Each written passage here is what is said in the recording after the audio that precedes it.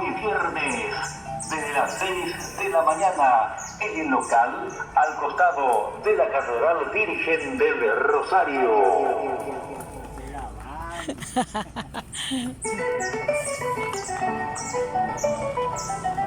La Asociación de Productores El Manantial de R3 Corrales y su gran feria de productos frescos de primera calidad, ecológicos y a precio justo, de la chacra a su mesa. Hoy viernes, participe de esta hermosa feria comprando productos frescos como carne de chancho, carne de oveja, gallina casera, huevos caseros, harina de maíz, alimentos, para